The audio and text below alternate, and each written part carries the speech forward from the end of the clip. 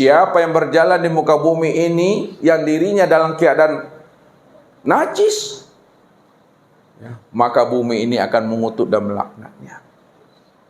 Ini yang disebut namanya najis batin, Bapak Ibu. Jadi kalau najis batin itu tak bisa dicuci, dibasuh, dibersihkan dengan air sumur, air keran, air sungai. Ya, 7 samudra membersihkan diri ini apabila najis batin tak bisa Bapak Ibu bersih. Tapi kalau diri kita ini kena najis zohir, kena muntah, darah, nanah, jilatan anjing, babi, bisa dicuci dengan air sumur. Tapi kalau yang batin tidak bisa dibersihkan walaupun 7 samudra, walaupun 7 lautan, tidak akan pernah bersih. Diri kalau najis, sholat juga kita Bapak Ibu. Sah tidak sholatnya tuh? Tak sah sholatnya. Kena najis. Disebabkan apa? Karena dia sudah menyandingkan diri dengan Tuhan. Pada saat kita sudah menyandingkan diri dengan Tuhan, pada saat itu sebenarnya kita sudah merampok hak Allah tuh. Kita sebenarnya merampas hak Allah. Mana hak Allah yang kita rampas, yang kita rampok? Ya. Allah wujud. Lalu kita merasa pula diri kita wujud. Allah sama basar. Kita merasa pula diri kita ini sama basar. Allah kalam, Allah ilmu, Allah koda, iradat dan hayat. Kita merasa pula lah diri kita ini yang kalam, yang ilmu, yang koda, iradat dan hayat itu. Itu yang merampok hak Allah itu. Makanya supaya kita ini tidak dikatakan Allah merampok, serahkan kembali hak Allah itu. Kapan Bapak Ibu akan menyerahkan hak Allah itu kembali? Pada saat kita sudah sadar, pada saat kita sudah mengerti bahwa diri kita ini sejak mula jadinya tidak pernah ada. Kapan diri kita ini sejak mula jadinya tidak pernah ada? Khalifah. Diri khalifah, diri ustadz, diri kita semua sejak mula jadinya tidak pernah ada. Kapan itu sejak mula jadinya tidak pernah ada?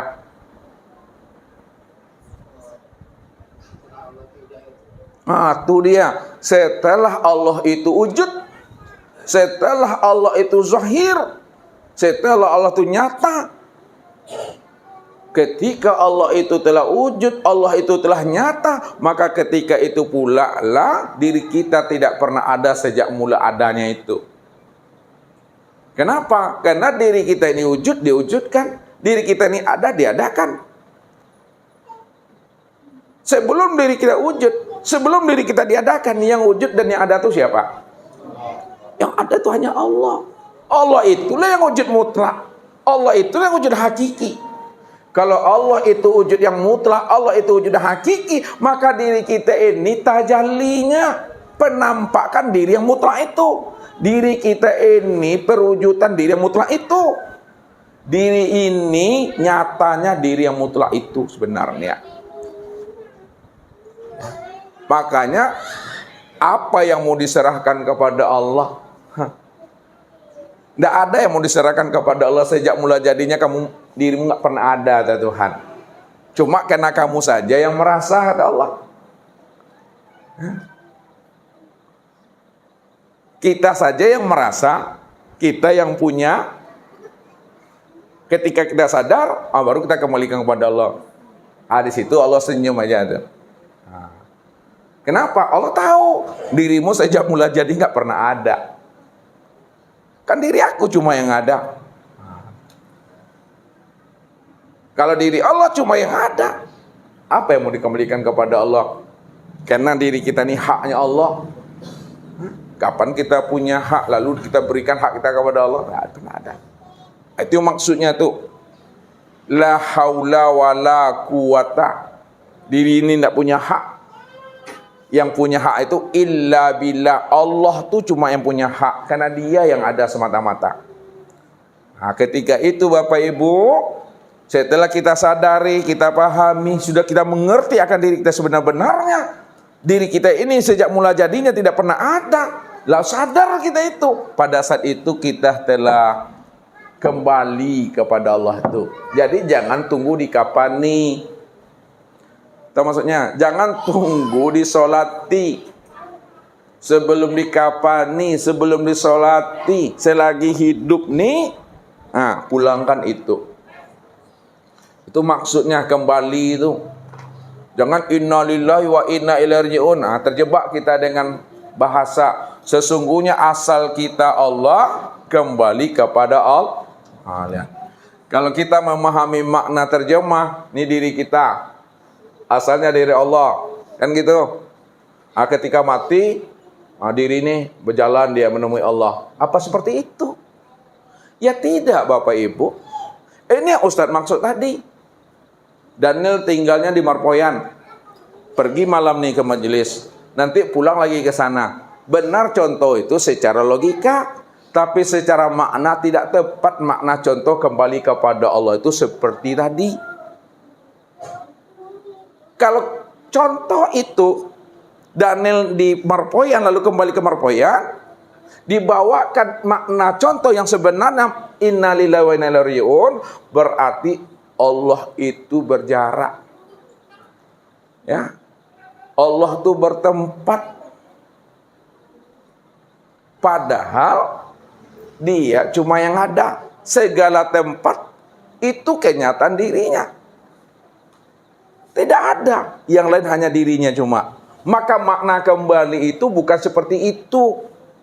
Makna kembali itu, kalau disimpulkan kaji kita sementara malam ini, makna kembali itu sadari sesadar-sadarnya bahwa diri kita sejak mula jadinya tidak pernah ada. Ketika itu udah kembalilah kepada Allah itu. Allah cuma yang ada. Itu makna kembali. Itulah makna syahadat tuh. Jadi syahadat itu bukan hanya dalam bentuk lafaz. Kalau bentuk lafaz itu ucapan namanya asyhadu an la ilaha illallah wa asyhadu anna Muhammad Rasulullah. Itu syahadat lafaz, itu syahadat ucapan. Apakah kalimat syahadat itu yang syahadat? Tidak Bapak Ibu, itu ucapan. Yang syahadat sebenarnya syahadat itu sudah menyaksikan Allah sempurna nyata pada diri insan ini. Ini yang makna syahadat. Kalau kita sudah menyaksikan Allah secara sempurna pada diri insan, mati kita secara syariatnya itu yang disebut namanya mati syahid. Mati sudah menyaksikan Allah pada diri sendiri. Diri sendiri ini tiada lain adalah dirinya sendiri. Bukan itu, yang syahadat. Itu yang menyaksikan. Itu makna yang sebenarnya. Kalau kita sudah menyaksikan Allah pada diri sendiri, itu yang dikatakan diri yang berkelima. Itu kiasnya. Diri yang berkelima itu diri yang sudah mengenal dan menyaksikan Allah pada diri sendiri. Itu yang berkelima itu. Siapa dirinya sudah berkelima, mati dia di dalam kelima, la ilaha illallah dakhalal jannah. Man akhirul kalamihi la ilaha illallah dakhalal jannah. Barang siapa yang di akhir kalamnya paham dia, mengerti dia, mengenal dia yang la ilaha illallah itu siapa, maka surga bagi dirinya itu. Bukan melapaskan Bapak Ibu. Kalau melapaskan itu ditembak, kita ditikam, kita dibalok kita sama orang. Ketika mati la ilaha illallah, itu di film tuh. Yang di akhir kalam itu maksudnya akhir kesudahan hidup. Akhir akan detik mau mati itu. Sadar kita dah mengerti, kita mengenal kita. Yang la ilaha illallah itu ini orangnya Muhammad Rasulullah itu. Itu yang akhir kalam. Itu yang dirimu kelima. Itulah diri yang telah bersyahadat, yang telah menyaksikan yang ia saksikan itu. Ini diri sendiri. Diri sendiri itu bukan diri Bapak Ibu. Diri sendiri ini diri nyatanya diri Allah. Itu maksudnya. Nah, kalau diberi namanya, nah, kita lihat, kita rinci ya. Tuhan nih, nah, lihat Tuhan. Kita buat pindah sini. Tuhan itu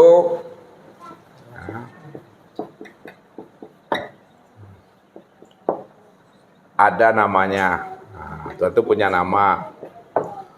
Tuhan itu punya nama wujud dirinya. Tuhan itu punya nama rupa dirinya. Tuhan itu punya rahasia dirinya.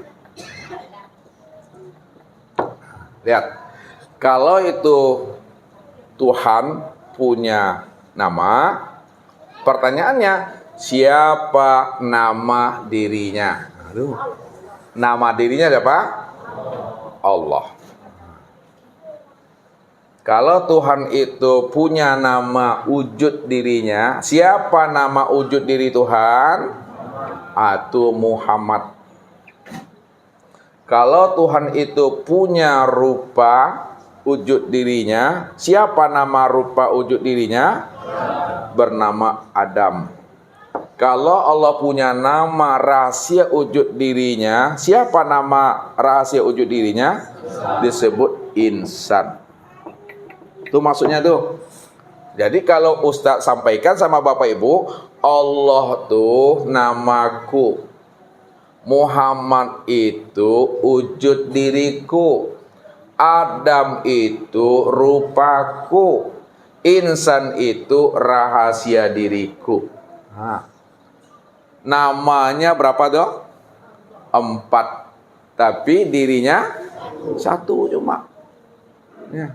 Kayak Pak Ridho nih, Pak Ridho nih Tuhan, namanya Allah, ya, wujudnya Muhammad, rupanya Adam, rahasianya insan, aku yang menanggungnya. Menanggung zat sifat asmal itu aku, diriku. Nah, itu maksudnya itu. Namun tak boleh ngaku-ngaku. Kalau udah paham jangan ngaku-ngaku. Diam aja lah lagi. Karena Nabi udah katakan, man arafallah fahuwallah. Nah, ini lihat, ini dalilnya. Man arafallah fahuwallah. Barang siapa yang telah kenal Allah, Allah itu cuma yang wujud, dia yang melihat, mendengar, berkata, mengetahui, berkuasa, berkenaan dan hidup, fahuwallah. Maka yang hidup itu ya Allah, yang wujud itu hanya Allah. Memangnya ada lagi yang wujud selain Allah? Adakah yang hidup lagi selain daripada Allah? Tidak ada. Siapa yang telah mengenal Allah, Allah itu yang wujud, Allah itu yang hidup, maka dialah yang Allah itu. Ada paham kita seperti itu? Man arafallah kalla lisanahu. Man arafallah kalla lisanahu. Siapa yang telah mengenal Allah, maka di situ keluhlah lidahnya, lisannya. Kelulisan itu maksudnya tak ada lagi kita tuh menyebut-nyebut, ya, aku Allah. Ada lagi yang berkata Allah, an yang selalu itu. Maksudnya an yang tuh paham tuh mengerti. La sautun wala harfun bil haqqi ilallah. Tidak ada suara, tidak ada huruf, tidak ada lafaz, tak ada kata-kata. Bil haqqi, yang hak itu, yang hak, yang sebenar-benar yang hak itu Allah. Yang Allah itu yang mana? Allah itu yang bukan sebutan tuh. Allah itu bukan kata-kata itu. Allah itu, ya, segala yang ada nih, ya, segala yang wujud tuh, sempurnanya ini. Jadi tak boleh disebut. Kalau disebut, abeko yang ditunjuk lain pula abeko. Makanya lain disebut, lain pula tunjuk, lain yang tunjuk, lain pula sabut. Jadi supaya tidak salah dalam menyebut, tidak pula salah cara kita menunjuk, paham saja lah tuh. Sadar sesadar-sadarnya, mengerti dengan mengerti-mengertinya, bahwa segala yang ada ini itulah wujudnya, itulah rupanya, itulah wajahnya. Nah, kesimpulan yang kedua untuk memahaminya, lihat, wallahu nafsiyun wa ana nafsah wujudahu. wallahu nafsiyun wa ana nafsahu wujudahu. Allah diriku dan diriku wujud Allah. Allah diriku wujud Allah. Itu bahasa makrifat. Ya, bahasa makrifat. Yang Allah itu, Tuhan berkata dengan menyebut namanya, yang Allah itu ya diriku. Dan diriku inilah yang bernama Allah itu. Itu dia bahasanya itu. Kalau kita haluskan pemahamannya, Allah itu segala yang wujud, itu makrifat.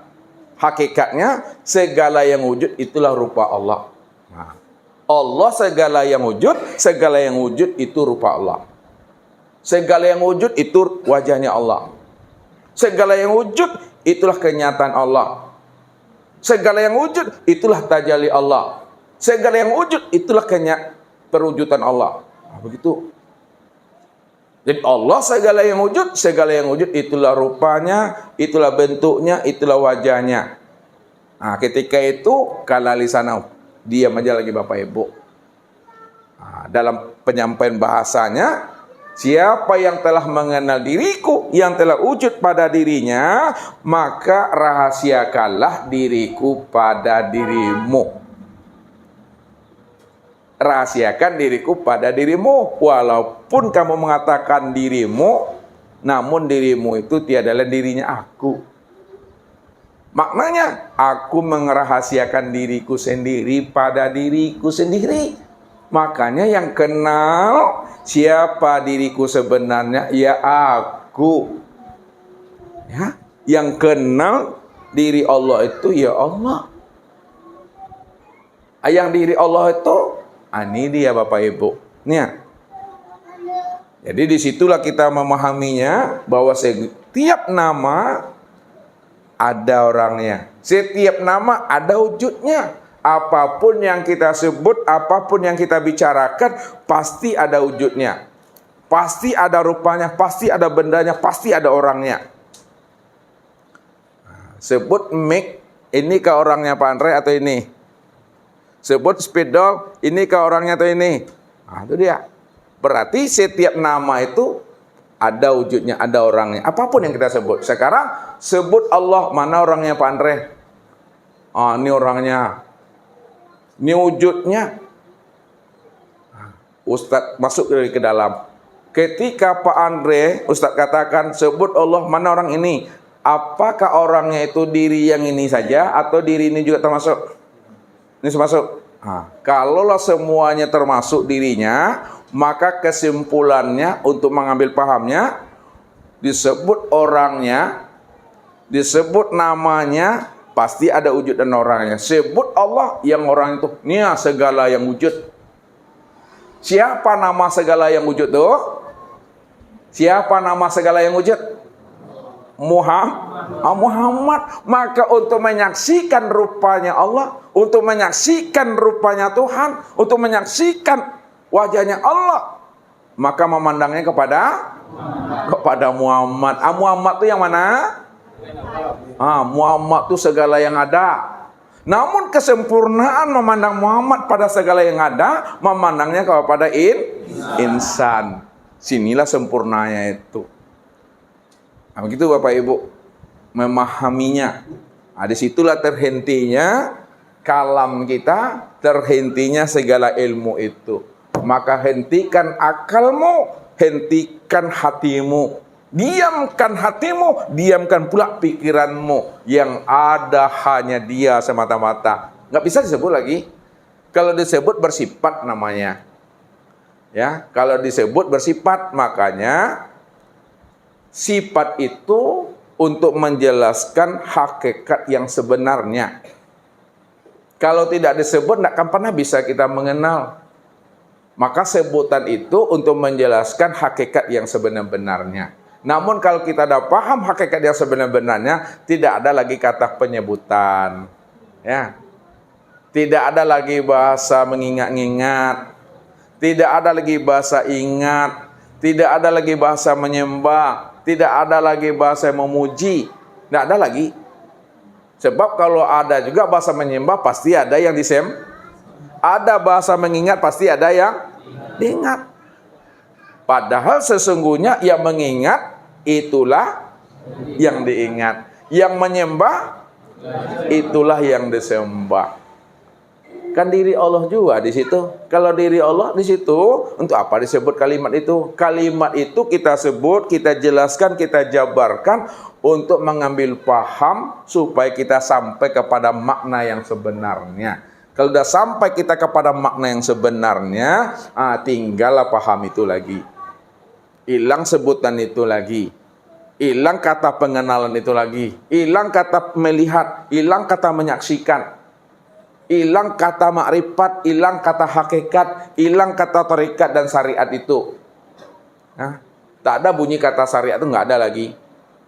Ya, tak ada bapak ibu bersyariat, tidak ada lagi bapak ibu bertarikat, tidak ada lagi bapak ibu berhakikat, tidak ada lagi bapak ibu bermakrifat. Karena diri bapak ibu memang nggak ada. Kalau disempurnakan juga kalimatnya itu, kan Allah cuma yang ada. Allah itulah yang bersyariat. Allah tuh yang bertarikat, Allah yang berhakikat, Allah yang bermakrifat. Dirinya sendiri di situ, dia menyaksikan dirinya, dia menjalankan takdir diri sendiri, dia menikmati dirinya sendiri di situ. Kalau Allah menikmati, menjalani takdirnya sendiri, perlukah Allah mengutarakan itu lagi? Kata perlu. Untuk apa? Memang kan udah aku kan. Kalau sudah aku yang menjalani takdir diriku sendiri, aku sudah menikmati dan asik dengan diriku sendiri, untuk apa aku sebut lagi? Tapi kenapa disebut itu? Untuk menjelaskan bahwa dirinya cuma yang ada, selain dirinya nggak ada. Makanya jangan merasa ada. Kalau merasa ada, itu yang disebut namanya jin. Jinnya tuh jin tomang. Jin tomang itu pengakuan diri. Itu yang iblis tuh, yang setan tuh. Dua aja tuh. Nah, kalau dia mengenal dirinya, disitulah dia hapus dirinya. Tidak disebut jin, tidak disebut setan. Tapi kalau dia tidak mengenal dirinya, disebutlah dirinya jin. Disitulah disebut nama dirinya setan. Ya, makanya jangan kita sibuk ya mencari cari setan keluar diri. Carilah setan ke dalam diri. Ya. Setan ke dalam diri itu artinya nafsu itu. Itulah pengakuan itu. Pengakuan, keakuan. Ya. Makanya Bapak Ibu tak boleh mengatakan aku deyen ambo kalau tak paham makna aku deyen dan ambo itu. Tapi kalau kita dah paham makna aku, ambo, dayen, sebutlah itu. Karena akunya itu bukan akunya kita, akunya Allah. Dayen ambo itu bukan dayen ambonya kita, tapi dayen ambonya Allah. La ilaha illa ana. Tidak ada Tuhan yang wujud yang nyata, melainkan yang wujudnya nyata itu Tuhan itu aku. Yang dia juga dia, la ilaha illahu. Tidak ada dia melihat, yang mendengar, melainkan dia melihat. Itu hanya dia, Allah. Tuh paham itu. Boleh kita bilang akunya Daniel, bilanglah tuh. 50 tahun, 60 tahun, kalau sampai masuknya mati itu mah. Lalu akunya Daniel ada lagi tuh. Akunya siapa yang ada? Akunya Allah. Itulah aku yang sejati itu. Aden lah. Atau aden yang sejati itu Allah. Jadi boleh kita mengatakan aku, saya, denai, ambo itu kalau kita paham. Tidak berdosa tuh. Tapi kalau tak mengerti kita hakikat aku, dayen, ambo, denai, saya itu wujud kazanbun, pengakuan dirimu yang mengatakan aku, denai, ambo itu walaupun ada bahasa yang kasar, ada bahasa yang halus, tetap dosa tuh. Dosa itu tidak memandang bahasa kasar dan halus. Pengakuan diri itu yang sebenarnya. Atau memahaminya tuh. Jadi kalau udah paham kita ya nikmati aja lah hidup ini lagi. Tak boleh kita lagi menuding-nuding Tuhan, menyala-nyalakan Tuhan, tak boleh. Ya, menyalahkan Tuhan itu nampak pada menyalahkan nasib, menyalahkan takdir, ya, menyala-nyalakan para senidui, itu tak boleh lah. Kalau awak menyala-nyalai nasib, takdir, rata tangan, rata jari, perasaan hidup, ialah sama awak menyala-nyalakan Tuhan tuh mah. Itu. Ya, itu yang Ustaz sampaikan tuh. Sayang kepada diri itu bukti sayangnya kepada Allah. Benci kepada diri itu bukti bencinya kepada Allah. Jadi nampak bukti kita sayang kepada Allah itu pada diri. Nampak bencinya kita kepada Allah itu pada diri. Kalau awaklah paham bentuk sayang dan bencinya Allah sepulangnya kepada diri, maka baiklah sangku senyok pada Allah, sayang sila tu. Itu pandangan itu mestinya. Pandang ma'rifat itu ya begitu. Man nazara ila say'in malam yarallahu fihi fahuwa batil. Barang siapa yang bisa memandang kepada sesuatu, siapakah nama sesuatu itu, silakanlah. Tapi tak mampu dia memandang Allah pada sesuatu, itu pandangan yang berdosa itu. Tapi siapa yang bisa memandang kepada sesuatu, lalu dia mampu memandang Allah pada sesuatu, karena Allah itu yang nyata pada sesuatu, dan Allah itulah yang bernama sesuatu, dan sesuatu itu aku, kata Allah. Itu pandangan yang putus, itu pandangan makrifat. Maka hidup kita akan menjadi rahmatan lil alamin dan rahmatan fil alamin. Nah, lihat kesimpulan kaji. Terakhir.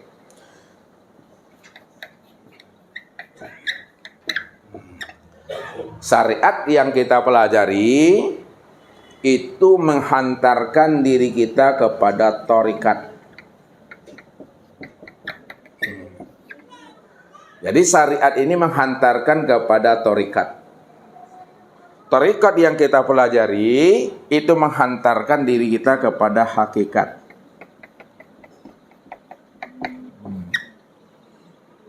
Jadi thariqat itu menghantarkan kepada hakikat. Sedangkan hakikat yang kita pelajari itu menghantarkan diri kita kepada makrifat. Jadi makrifat itu jalan menghantarkan diri kita, wasilah menghantarkan diri kita pada makrifat. Dan makrifat itu yang menghantarkan kepada Allah. Kalau udah sampai kepada Allah, tinggallah makrifat tuh. Kalau udah sampai kepada Allah, tinggallah hakikat itu. Kalau udah sampai kepada Allah, tinggallah thariqat itu. Kalau udah sampai kepada Allah, tinggallah syariat itu. Tidak ada lagi kata syariat, kata thariqat, kata hakikat, dan kata makrifat. Yang tinggal hanya Allah. Kalau udah Allah itu yang tinggal, ya diam aja lagi tuh. Jadi sampai juga makrifat, kalau makrifat menilik juga kepada diri, itulah hijab yang paling halus itu. Itu hijab yang paling halus. Ya.